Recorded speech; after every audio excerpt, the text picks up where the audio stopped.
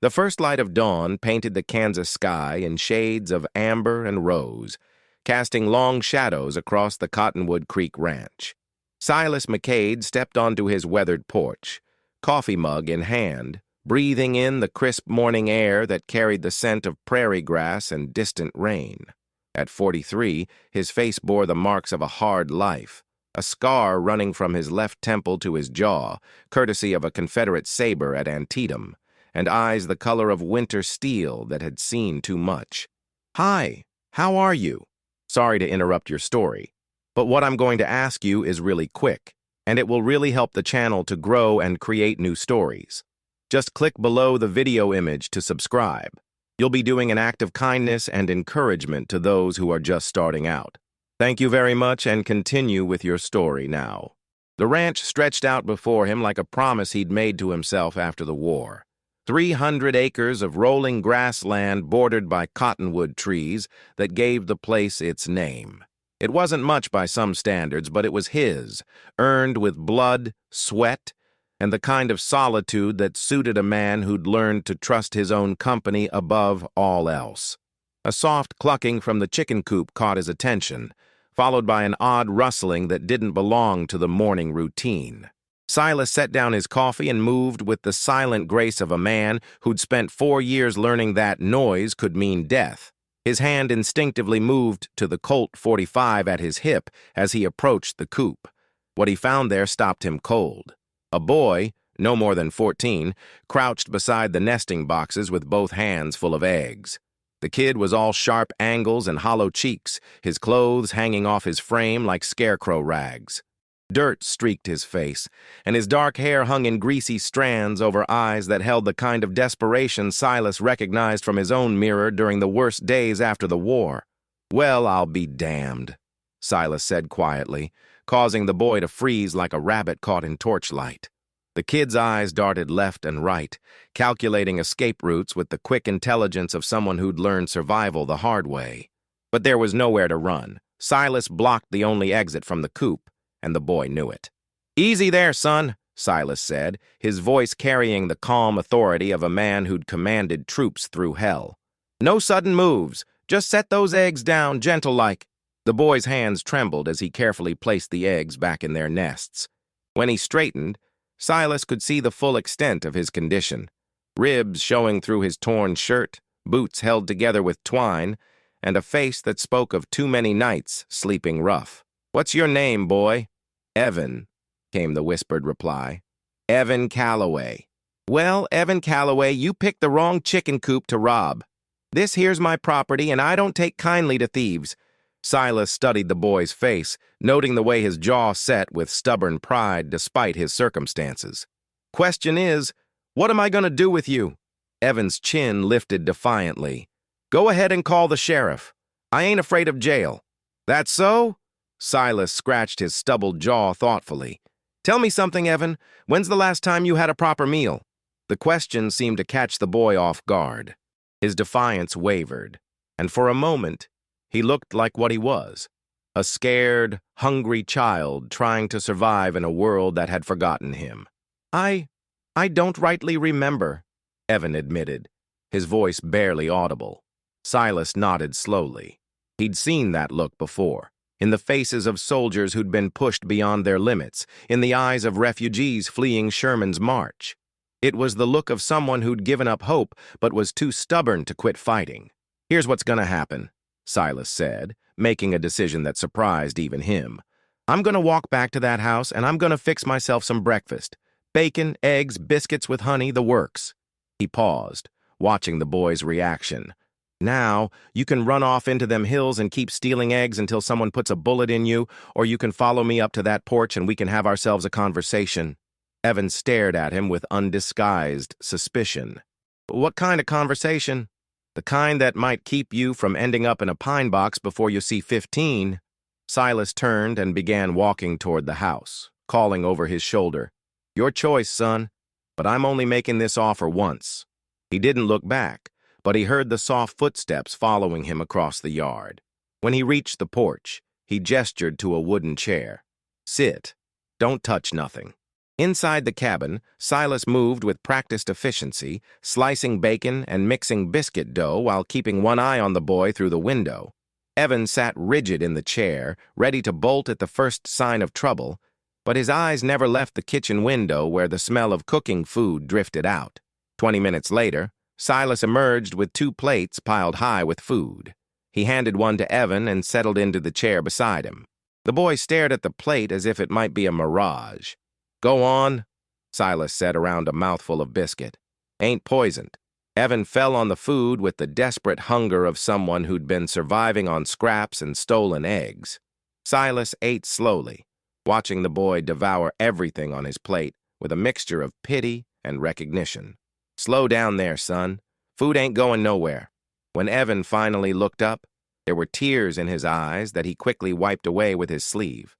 "Why?" he asked. "Why you being kind to me?"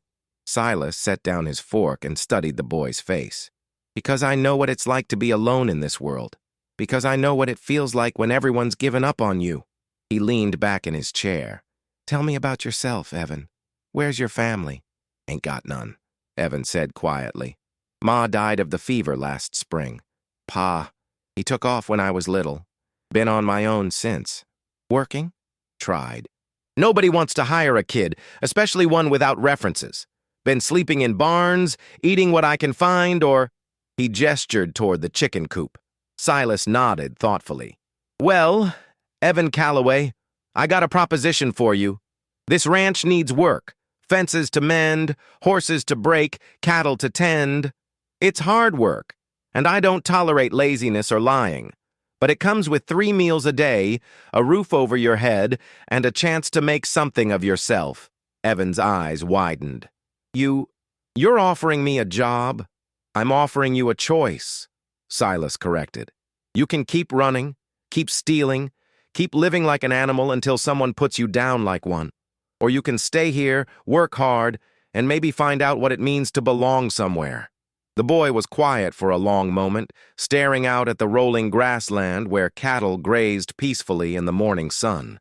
When he finally spoke, his voice was thick with emotion. "What if I ain't good enough? What if I mess up?" Silas smiled for the first time in months. "Son, we all mess up. The question is whether you're willing to learn from it and try again." He stood and extended his hand. "So what do you say, Evan? You want to work and stay as a family forever?" Evan looked at the outstretched hand for a long moment, then slowly reached out and shook it. "Yes, sir. I'd like that very much." As they shook hands, neither man nor boy could imagine the trials that lay ahead, or how their unlikely partnership would be tested by suspicion, danger, and the kind of evil that thrived in the shadows of the frontier. But in that moment, on a porch overlooking the Cottonwood Creek Ranch, 2 lost souls had found something precious: hope. 3 weeks had passed since Evan Callaway first set foot on the Cottonwood Creek Ranch, and the transformation was remarkable. The hollow-cheeked boy who'd been caught stealing eggs had filled out considerably under Silas McCade's steady care. His clothes, though still simple, were clean and mended, and there was a new light in his dark eyes, the spark of someone who'd found purpose. The morning sun climbed higher as Silas watched Evan work with the young colt in the breaking pen. The boy had a natural way with horses, something that couldn't be taught. He moved with quiet confidence, speaking in low, soothing tones that seemed to calm even the most skittish animals. "Easy there, Thunder," Evan murmured, running his hand along the colt's neck. "Nobody's gonna hurt you. We're just getting acquainted." Silas leaned against the fence rail, a rare smile playing at the corners of his mouth. In 3 weeks, Evan had proven himself capable and eager to learn. He'd mended fences without complaint, mucked stalls without being asked, and shown a work ethic that would shame men twice his age. "You're getting the hang of it," Silas called out. "Remember what I told you about reading their eyes?" "Yes, sir. Watch for the whites showing. Means they're spooked. Keep my movements slow and predictable." Evan continued his gentle approach, and the colt gradually relaxed under his touch. The sound of approaching hoofbeats interrupted the lesson.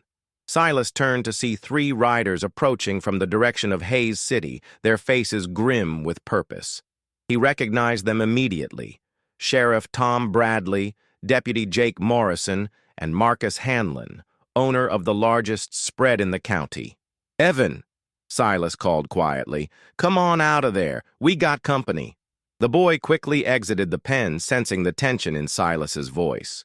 He stood slightly behind the older man as the riders approached, his instincts telling him this wasn't a social call. Sheriff Bradley was a fair man in his 50s, with graying hair and the weathered face of someone who'd spent decades keeping the peace on the frontier. He dismounted with the careful movements of a man nursing old injuries. "Morning, Silas," Bradley said, touching the brim of his hat. "Heard you took in a stray." "Word travels fast," Silas replied evenly. "This here's Evan Callaway. He's working for me now." Marcus Hanlon, a heavy-set man with cold blue eyes and an expensive suit that looked out of place on the prairie, stepped forward. "That's all well and good, McCade, but we got ourselves a problem." "What kind of problem?" Silas asked, though his tone suggested he already suspected. "Cattle rustling," Deputy Morrison spoke up. He was younger than the sheriff, with the eager manner of someone trying to prove himself.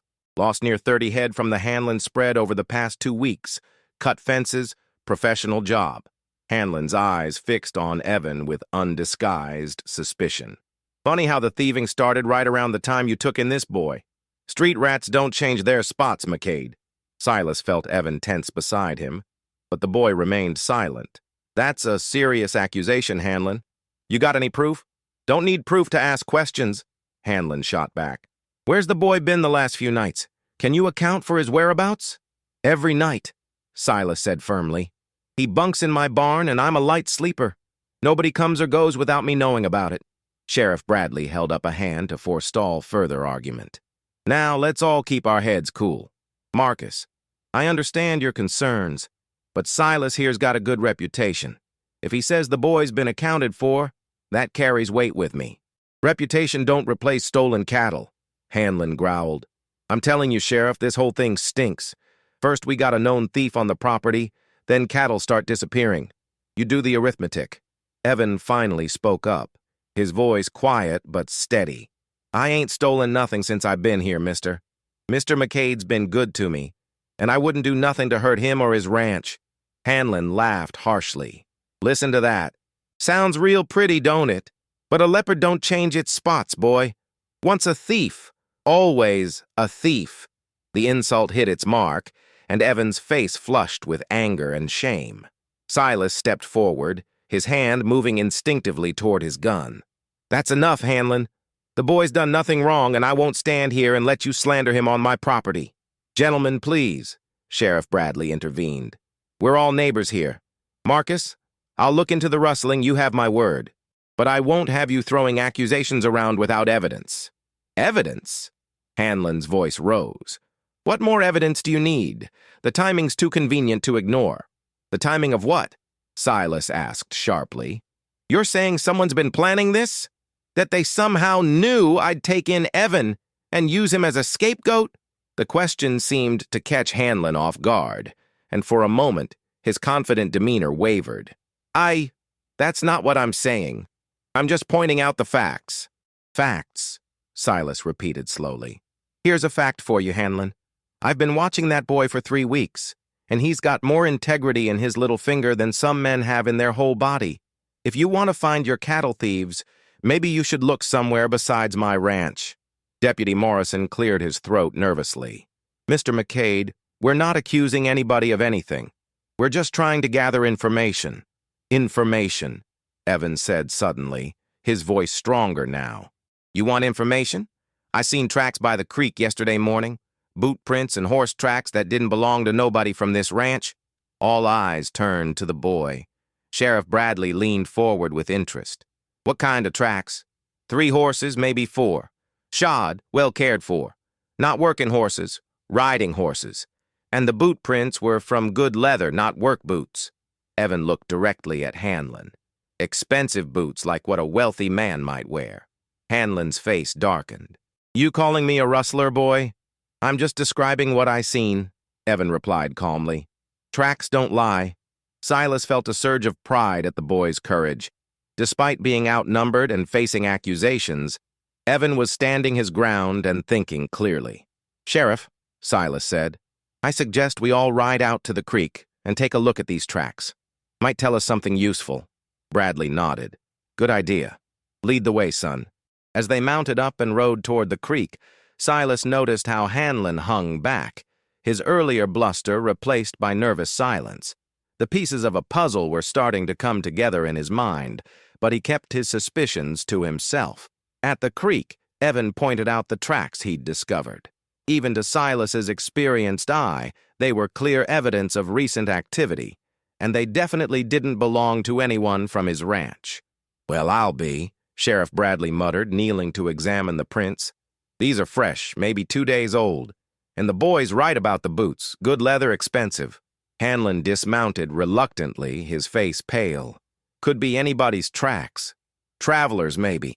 "Travelers don't usually ride along creek beds in the middle of the night," Silas observed. "And they sure don't leave tracks heading directly toward your spread, Hanlon." The accusation hung in the air like smoke from a gunshot. Hanlon's eyes darted between the men, and for the first time, he looked genuinely worried. "Now see here, McCade." "No, you see here," Silas interrupted, his voice carrying the authority of a man who'd commanded soldiers in battle. "That boy you've been slandering just provided more useful information in 5 minutes than you have in this whole conversation. Makes a man wonder what you're really trying to hide." As they rode back toward the ranch, Silas caught Evan's eye and nodded approvingly. The boy had proven himself under pressure, showing both courage and intelligence. But Silas knew this was just the beginning. The real test was yet to come. The evening air carried a chill that spoke of autumn's approach as Silas McCade and Evan Callaway rode the fence line along the eastern boundary of the Cottonwood Creek Ranch.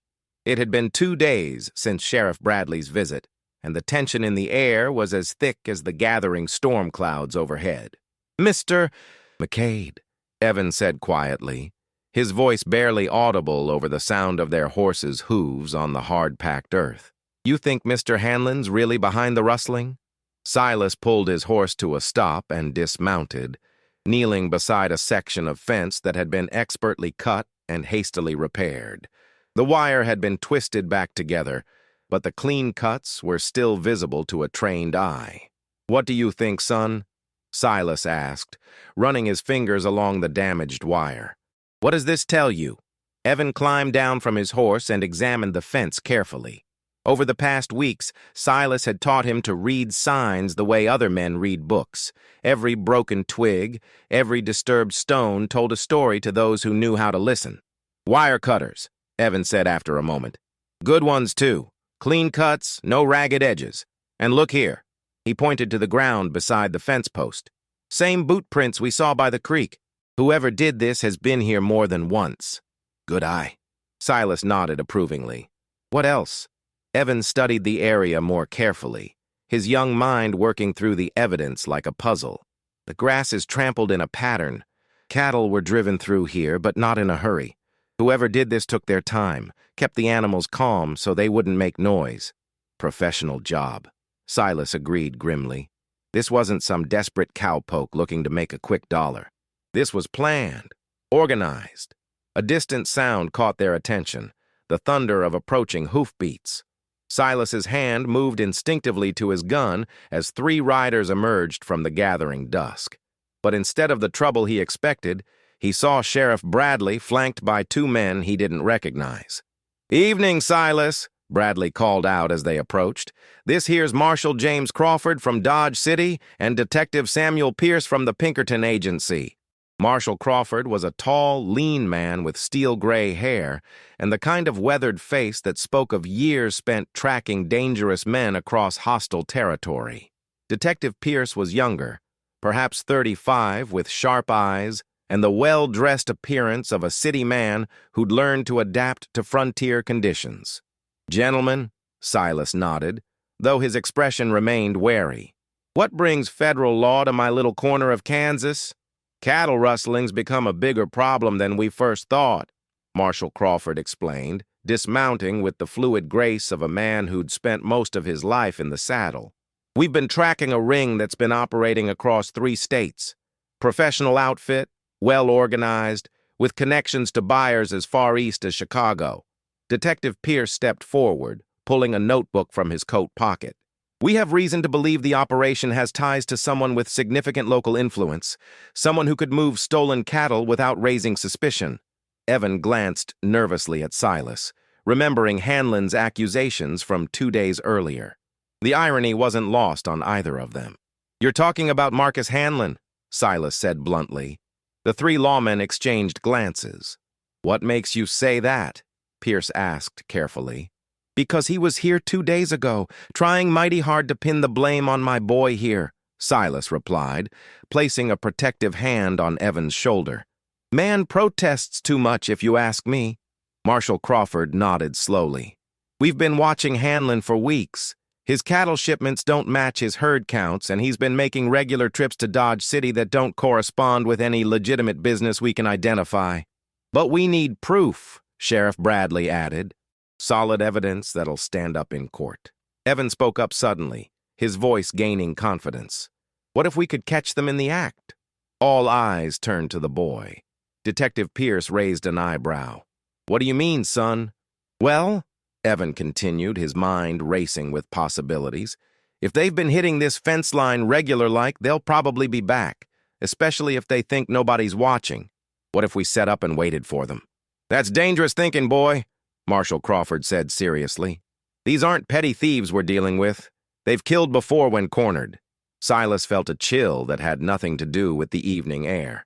"Killed? 3 men in Colorado, 2 in Nebraska," Pierce confirmed grimly.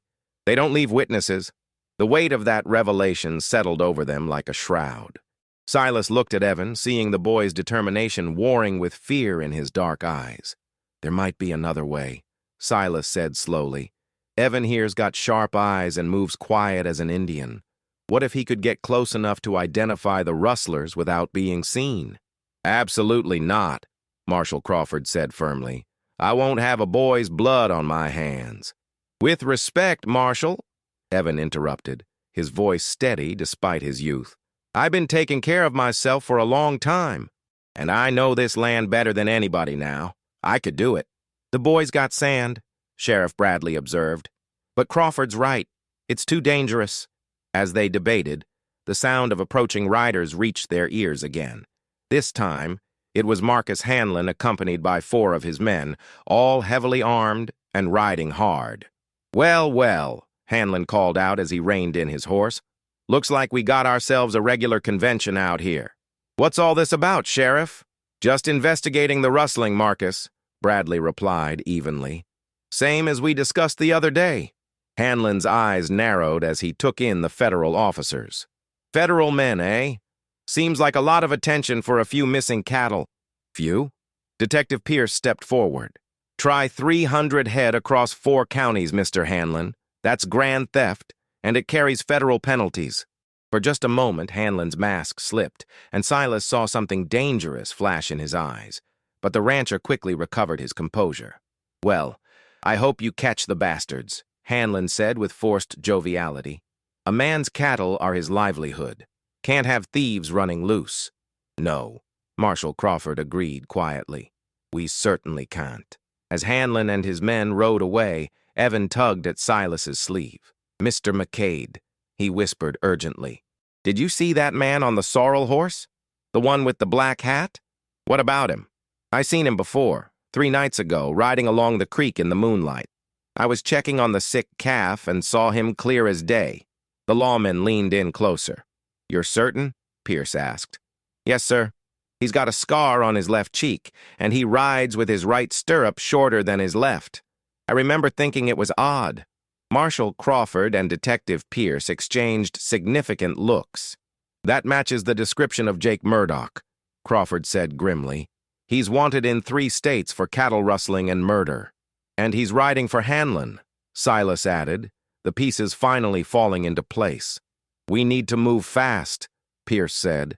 "If Hanlon suspects we're onto him, he'll either run or eliminate anyone who can testify against him." Sheriff Bradley checked his pocket watch. "It's getting dark. If they're planning another raid tonight, they'll likely hit the same area. Then we'll be waiting for them," Silas said grimly. "Not we," Marshal Crawford corrected. "This is law enforcement business now." But Evan stepped forward, his young face set with determination. They threatened Mr. McCade. They tried to blame me for their crimes. This is personal now." Silas looked at the boy, really looked at him, and saw not the frightened, desperate child he'd found stealing eggs, but a young man with courage and conviction. In that moment, he realized that Evan had found more than just a home at the Cottonwood Creek Ranch. He'd found his purpose. "The boy's right," Silas said finally. "This is our fight, too." As darkness fell over the prairie, 5 men and 1 determined boy prepared for a confrontation that would determine not just the fate of stolen cattle, but the future of a family forged in trust and tempered by adversity. The moon hung like a silver dollar in the star-scattered sky as Silas McCade crouched behind a cluster of cottonwood trees near the damaged fence line. Beside him, Evan Callaway lay flat on his belly, his sharp eyes scanning the darkness for any sign of movement. 50 yards to their left, Marshal Crawford and Detective Pierce waited in the shadows, while Sheriff Bradley covered the approach from the creek. The plan was simple but dangerous. Wait for the rustlers to make their move, then catch them in the act with enough evidence to ensure convictions. What made it complicated was the presence of Jake Murdoch, a known killer who wouldn't hesitate to shoot his way out of trouble. "Remember," Silas whispered to Evan, "if shooting starts, you stay down and don't move until I tell you. These men won't think twice about putting a bullet in a boy." Evan nodded, his face pale but determined in the moonlight. "I understand, Mr. McCade, but I ain't running. Not from them." The sound of approaching horses reached their ears, a soft thunder of hooves on grass, moving with the careful precision of men who knew their business. Silas counted at least 6 riders, maybe more, driving a small herd of cattle toward the cut fence. Marcus Hanlon's voice carried clearly in the still night air. "Keep them quiet, boys. We'll have them through the fence and heading north before anyone knows they're missing." "What about McCade and that boy?" another voice asked. Jake Murdoch, his tone casual despite the deadly implications. "They've been asking too many questions." "We'll deal with them after we move this herd," Hanlon replied coldly. "Can't have witnesses running their mouths to federal marshals." Evan's intake of breath was sharp and angry. Silas placed a restraining hand on the boy's shoulder, feeling the tension in his young muscles. The threat was clear. Hanlon intended to kill them both to protect his operation. The rustlers worked with practiced efficiency, cutting the fence wider and beginning to drive the stolen cattle through the gap. In the moonlight, Silas could see the Hanlon brand clearly marked on the animals' flanks, cattle that had supposedly been stolen from Hanlon's own ranch. Clever, Silas thought grimly. Steal cattle from other ranchers, rebrand them with his mark, then claim they were stolen from him. Perfect cover for moving stolen beef to market. Marshal Crawford's signal, the soft hoot of an owl, indicated it was time to move. Silas squeezed Evan's shoulder and began to rise, but the boy grabbed his arm. "Wait," Evan whispered urgently. "There's more riders coming from the north. Looks like they got buyers waiting." Sure enough, 3 more horsemen appeared from the direction of the main trail, leading a string of pack horses. Even in the darkness, their expensive clothes and well-maintained equipment marked them as city men, buyers from back east, no doubt. "Perfect," one of the newcomers called out to Hanlon. "Right on schedule. Our train leaves Dodge City at dawn." "Just like clockwork, Mr. Peterson," Hanlon replied. "Finest beef in Kansas. Guaranteed fresh delivery to Chicago." The exchange confirmed everything the lawmen had suspected. This wasn't just local cattle rustling.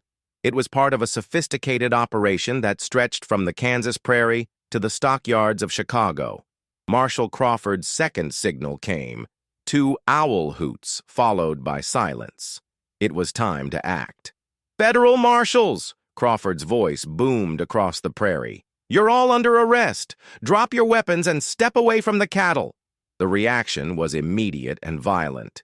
Jake Murdoch's gun was in his hand before the echo of Crawford's words had faded, and he fired toward the sound of the marshal's voice. The muzzle flash lit up the night like lightning, and suddenly the peaceful prairie erupted into chaos. "Take cover!" Silas shouted, pushing Evan behind a fallen log as bullets whined overhead. The rustlers scattered, some trying to escape while others returned fire at the hidden lawmen. Hanlon's voice rose above the gunfire. "Kill them all! No witnesses! Detective Pierce emerged from cover, his pistol blazing as he advanced on the rustler's position. One of Hanlon's men cried out and fell from his horse, clutching his shoulder. But Murdoch was already flanking around, trying to get behind the lawman's position. "He's coming around the left side!" Evan shouted, pointing toward a cluster of rocks where Murdoch was taking cover. Silas saw the danger immediately. From that position, Murdoch could pick off the lawmen one by one. Without thinking, he broke from cover and ran toward the killer's position, his Colt 45 ready. "Silas, no!" Sheriff Bradley called out, but it was too late. Murdoch saw him coming and swung his rifle around, but Silas was already diving behind a boulder as the shot rang out. Rock chips exploded where his head had been a second before. "You should have minded your own business, McCade," Murdoch snarled, working the lever of his Winchester. "Now you're gonna die for sticking your nose where it don't belong."